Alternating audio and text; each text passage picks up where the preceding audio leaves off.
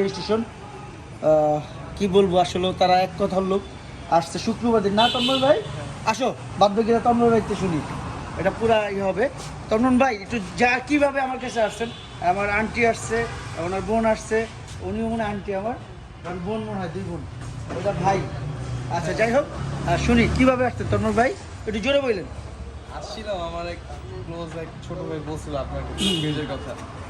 একটু জোরে বললেন। তখন আম্মুকে এসে দেখে এলাম আম্মু ভালো লেগে গেছে তারপরে